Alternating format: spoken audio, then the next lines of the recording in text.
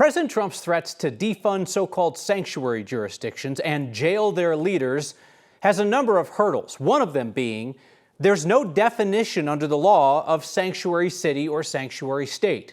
This afternoon, the president tried to change that by executive order, telling his team to make a list of places that will not enforce federal immigration law and then target them for punishment. This list will be put together by the Justice Department and Homeland Security. You can expect the city of Denver and the state of Colorado to be on it based on Trump's past comments. The places on Trump's list could lose federal funding, and Trump's directing the DOJ to, quote, pursue all necessary legal remedies and enforcement measures to bring those jurisdictions into compliance. Republicans in Congress have been calling for retaliation against the city of Denver specifically for months. A member of Congress referred Mayor Mike Johnston to the DOJ for personal prosecution. And Congresswoman Lauren Boebert told us here that she hopes that if the city of Denver is stripped of funding, that some of those dollars will go to her district in Douglas County, Loveland, and the Eastern Plains. The DEA says it has detained more than 100 people, then handed them over to ICE for deportation, claiming they've taken dangerous criminals off the streets of Colorado. Now, of course, the last time we heard this, 0 criminal charges resulted. Here's our Angeline McCall. A DEA raid in Colorado Springs Sunday morning left 114 people detained at a party the U.S. Attorney General said was an underground nightclub frequented by gang members. It's similar to a raid 2 months ago. We spoke last week to Adams County District Attorney Brian Mason before the Sunday morning raid that happened in Colorado Springs. So a couple months ago in Adams County, there was a raid of a party. The DEA said the people there that January night were part of a Venezuelan gang. 49 people were detained, then nothing. So if in fact there was criminal activity taking place at that party, those charges should have been filed by my office, and the case should have come to me. None of those cases were referred to me. None of them. Which means those folks were arrested on a ruse of criminal activity, never charged with any wrongdoing. The lack of criminal charges from the first raid like this brings up a question of what will happen to the 114 people picked up this weekend in Colorado Springs. When asked if charges will be filed on Fox News, an agent with the DEA said yes. Listen, my agents have been in that club. They've done undercover work there. So there will be charges filed at the end. Listen, this is a dangerous spot. We'll have to wait and see. On the last one, no charges, but lasting impacts for those who were detained. The DEA and Attorney General Pam Bondi say agents say that members, members of TDA, MS-13, Hells Angels, and the Sinaloa cartel all attending this club. We're still waiting to learn why the DEA believes some of the people at this club are connected to gangs and what the evidence may be. During the January raid, the DEA said all of the people had some connection to TDA, and yet all these months later, still no charges. Again, we'd love to be able to ask the DEA questions. They've said that they're not going to take questions from 9 News. Among them, it would be interesting, right? We got 4 different gangs who often are rivals that they all say were like hanging out together. Yes, and I think that's a part of the question too. You know, I don't know that these gangs would necessarily hang out with each other at any particular club, let alone this one. So whether they were together or at different times, we'd love to know. All right, lots of questions to come. Angeline McCall, thank you very much. So the Trump administration is currently struggling to meet the deportation targets that it promised its voters. Critics have said there simply aren't that many criminal migrants, especially folks that are easy to find, and that doing the kind of numbers that Trump promised the public will require rounding up large numbers of people who are following the law. So now the Trump administration is renewing its push to have people here without documentation register with the government or face prosecution and deportation. On his first day in office, President Trump signed an executive order requiring people here without authorization longer than 30 days to register with the Department of Homeland Security. They'd have to submit fingerprints and addresses. Today, Border Czar Tom Homan said that immigrants who fail to register or who fail to notify ICE of an address change can face criminal charges, quote, starting today. Failing to register with DHS and failure to tell DHS about your new address are criminal offenses, and they're going to be treated as such. Starting today. Make no mistake, if you're in the country illegally and you fail to do what the law requires, we will prosecute you, you will go to jail, then we'll deport you. Homan also doubled down on the mistaken deportation of a man named Kilmar Abrego Garcia. The administration admitted in court at one point that he was not supposed to have been sent to a brutal prison in El Salvador. Today, Homan claimed without evidence that Abrego Garcia is a terrorist. The financial chaos of President Trump's tariff war against the world is beginning to trickle down all the way to the city of Denver's budget, as uncertainty about how much the city can spend next year, how much individual departments can spend if Americans stop buying as much to avoid higher costs. Our Mark Salinger has that. Thank you for this really very depressing start to our week. When city council meetings go like this, it's probably time to pay attention. This is concerning. I'm floored, but not really floored, that we're in this situation. What is our budget shortfall? Today's Finance Committee meeting was aimed at sharing initial thoughts on Denver's 2026 budget. The only thing that's clear, though, is that tariffs, supply chain problems, stock market fluctuation, and overall economic uncertainty have made preparing for the future virtually impossible. In a normal budget year, we would be able to give more definitive guidance to agencies. At this point in the year, with all the uncertainty, we want to be able to keep watching the numbers for a little bit longer. Denver's general fund reserve is already lower than anticipated, fueled by a $40 million shortfall last year in projected sales and use tax revenue. The city's finance department is sending an early warning to the mayor and city council that next year's budget will have to be smaller, focusing on not hiring open positions and reducing some services and supplies. The next several months are going to be, very, very uncomfortable. And then there's another curveball. None of these projections include potential cuts to federal funding that President Trump has threatened for Democratic cities like Denver. Does any of this reflect the potential loss of federal funding? The city is spending typically between $100 million and $200 million a year in all sorts of grants, with the vast majority of those being federal grants. So if all of that federal funding were to go away, the finance department for Denver told city councilors bluntly today that the city does not have the capacity to backfill it. They call it yet another risk that they're carefully monitoring. There have already been several federal grant terminations, including migrant programs, climate grants, and public health projects in the city of Denver, Kyle. Mark, I feel like you've been covering the budget scramble for Denver now for years, because before this, it was how to respond to the immigration crisis, and the city was rejiggering budgets in the middle of the year. Exactly, and before that, it was COVID and the pandemic. The pandemic was brought up several times today as the last time that a lot of these things that they're looking at, this much uncertainty, happened back in 2020, of course.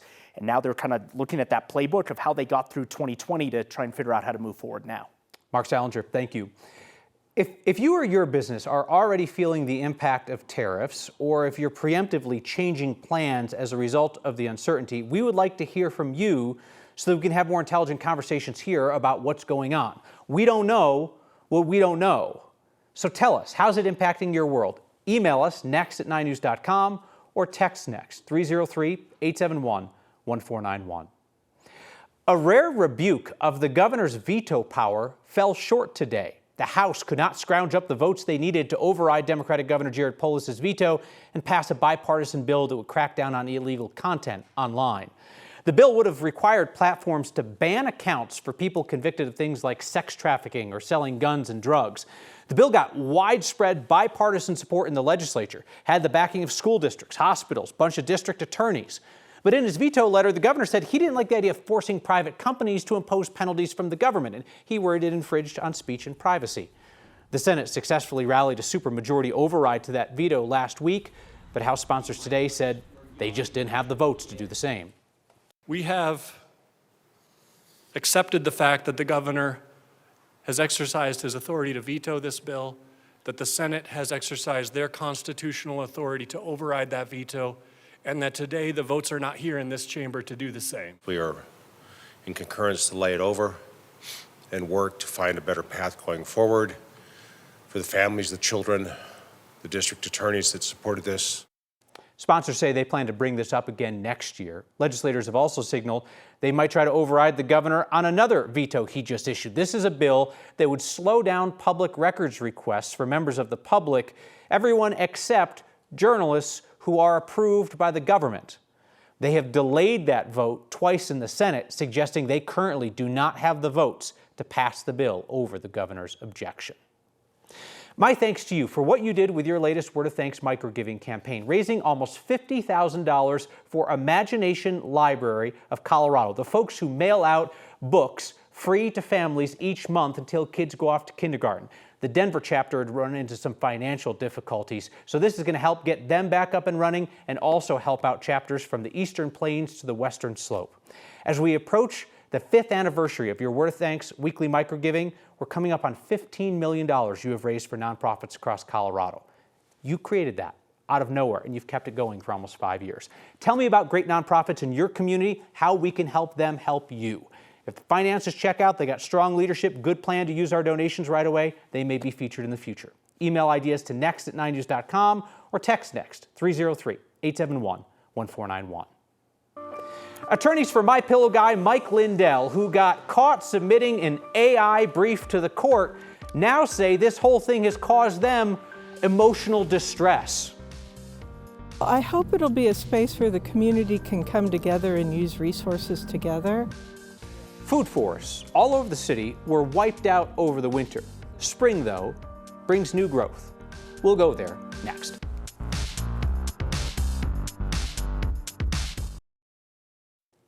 The Mountain View Town Council member accused of shooting a teenager in the face pleaded not guilty today. Brent Metz is facing several charges, including second-degree assault. This happened in September near Conifer.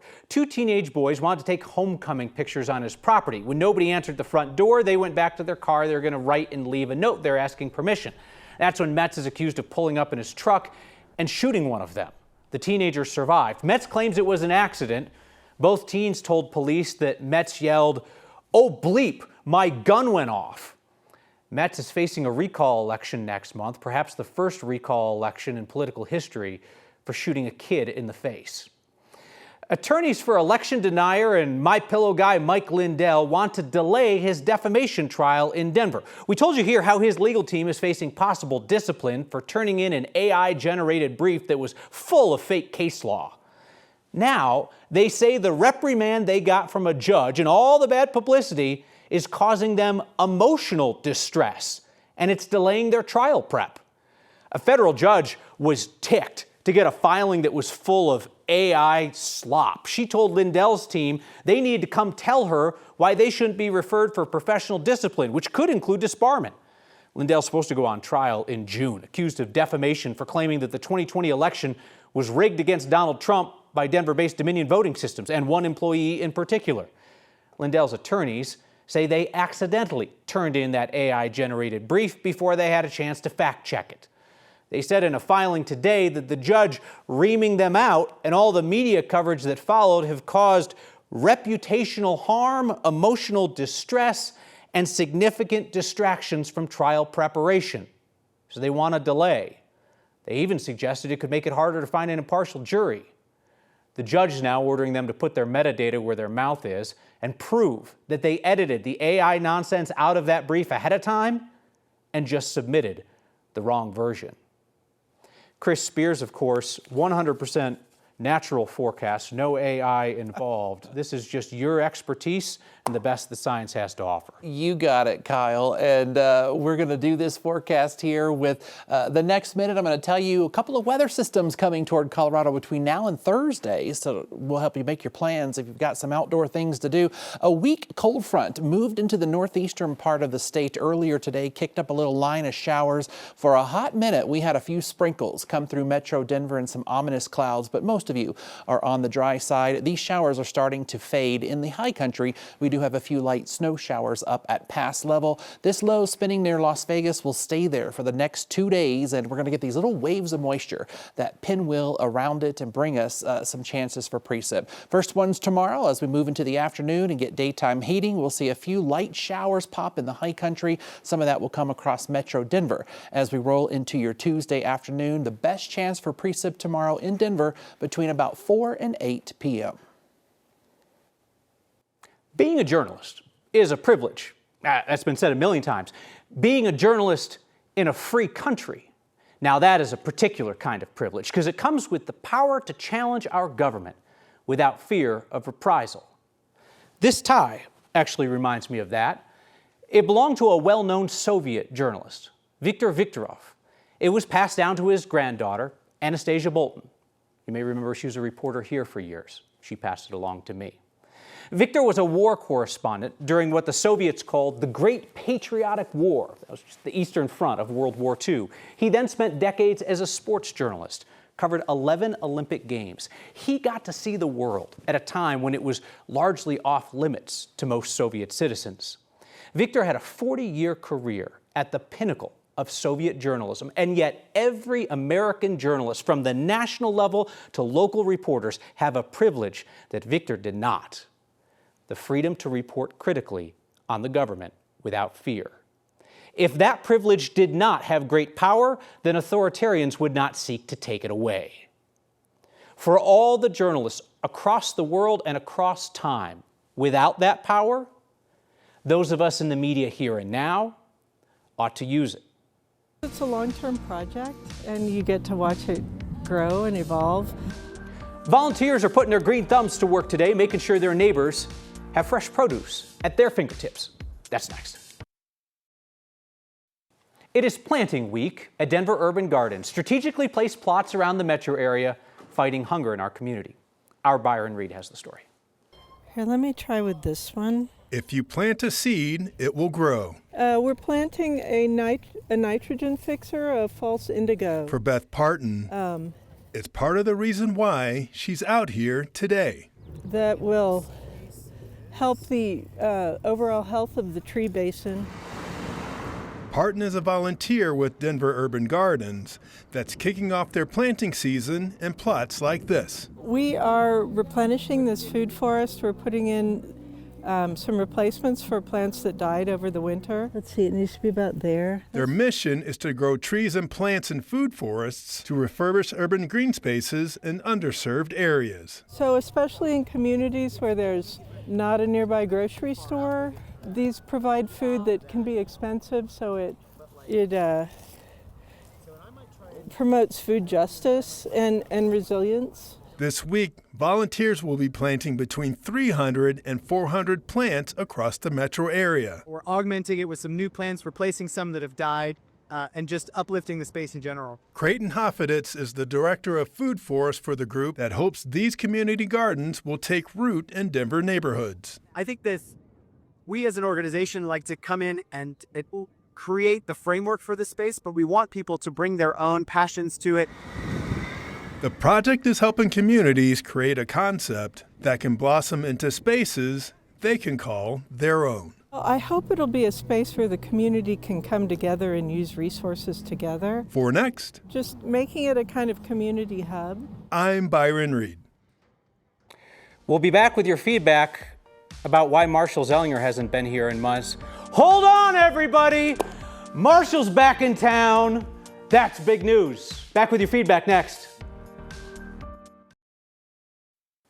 Feedback tonight from Steve, who writes in to say, being an old retired FM radio broadcaster, it is refreshing to see young journalists reporting the news like you do. Steve, it is refreshing to be called young. Mary Jo says, thank you for defending the freedom of the press. We need journalists now more than ever. I tend to agree, although I think journalists are needed all the time. Good times, bad times, boring times, challenging times. This tide just reminds me that a lot of folks have worked in a lot worse conditions than we do here. Bob says, what lounge are you performing at tonight? And please run for the governor's office. Neither sounds fun. See you next time.